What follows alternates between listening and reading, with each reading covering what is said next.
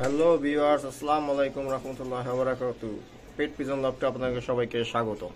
বন্ধু, আজকে যে বিষয়টা নিয়ে কথা বলবো সেটা হলো কবুতরের পটি। পটি আসলে কবুতর, আমরা যারা ডিম বাচ্চা করি থরের কবুতর, তাদের বেশিরভাগই একটা বাজে একটা সমস্যা, যেটা হচ্ছে কবুতরের পটির দুর্গন্ধ।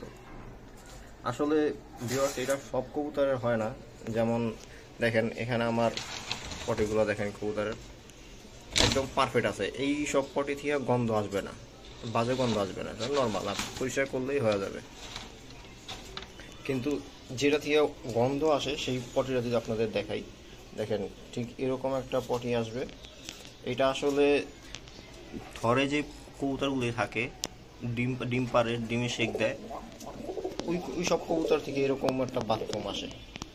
এই টয়লেটটা দেখেন, একদম এমন একটা টয়লেট আসে, একটু নরম হবে, আর মনে হয় যেমন আপনার কাঠের গুঁড়ো পানির মধ্যে গোলানোর পরে যেরকম আসে ওইরকম একটা কালার।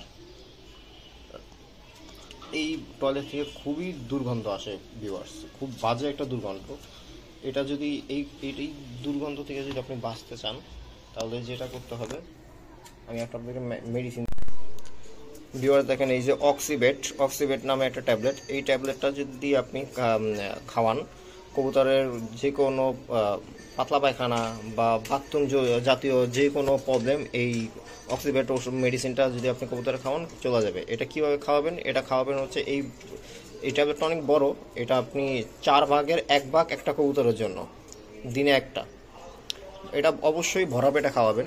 এটা যদি খাওয়ান, এরকম বাজে টয়লেট বা পাতলা পায়খানা, দেখেন এখানে একটু পাতলা পাতলা পায়খানা আছে, এই এই এরকম টয়লেটে কোনো সমস্যা নেই। সমস্যা হচ্ছে এইরকম টয়লেটের, এই টয়লেটটাতেই আপনার গন্ধ আসবে বেশি।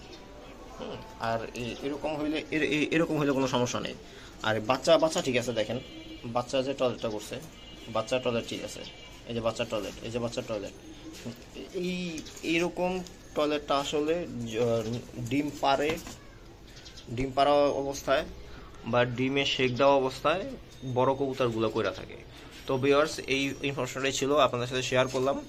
অক্সিবেটটা যদি এরকম যদি প্রবলেম আপনারা কেউ ফেস করেন, অবশ্যই যারা ধরে কবুতর পালেন তাদের অবশ্যই এটা ফেস করবেন, এটাই স্বাভাবিক।